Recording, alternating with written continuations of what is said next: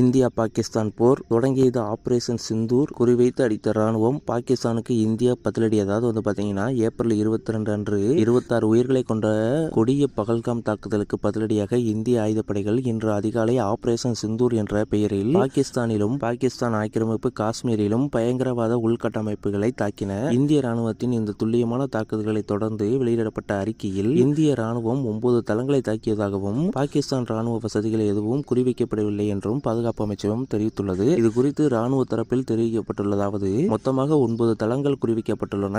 எங்கள் நடவடிக்கைகள் கவனம் செலுத்தி அளவிடப்பட்டு இயற்கையில் தீவிரமடையாமல் உள்ளன. எந்த பாகிஸ்தானிய ராணுவ இடங்களும் குறிவைக்கப்படவில்லை. இலக்குகளை தேர்ந்தெடுப்பதிலும் செயல்படுத்தும் முறையிலும் இந்திய ராணுவம் நிதானத்தையே காட்டியுள்ளது. 25 இந்தியர்களும் ஒரு நேபாள குடிமகனும் கொல்லப்பட்ட காட்டுமிராண்டித்தனமான பகல்காம் பயங்கரவாத தாக்குதலை அடுத்து இந்த நடவடிக்கை எடுக்கப்பட்டுள்ளன. இந்த தாக்குதல்களுக்கு பொறுப்பானவர்கள் பொறுப்பு கூறப்படுவார்கள் என்ற உறுதிமொழியை நாங்கள் நிறைவேற்றுகிறோம். ஆபரேஷன் சிந்தூர் குறித்து இன்று பிற்பகுதியில் விரிவான விளக்க உரை நடைபெறும் என்று பாதுகாப்பு அமைச்சகம் தெரிவித்துள்ளது. இந்தியாவின் இந்த அதிரடி தாக்குதலை தொடர்ந்து பாகிஸ்தான் ராணுவம் தன்னிச்சையான துப்பாக்கிச் சூட்டில் ஈடுபட்டுள்ளது. இதில் ஜம்மு காஷ்மீர் எதிரே உள்ள கட்டுப்பாட்டு கோடு மற்றும் சர்வதேச எல்லை பகுதியில் உள்ள நிலையங்களில் இருந்து பீரங்கி தாக்குதல்களும் அடங்கும். கண்மூடித்தனமான துப்பாக்கிச் சூடு தாக்குதலில் 3 அப்பாவி பொதுமக்கள் உயிரிழந்தனர். இந்திய ராணுவம் விகிதாச்சார முறையில் பதிலடி கொடுத்து வருகிறது என இந்திய ராணுவம் தெரிவித்துள்ளது.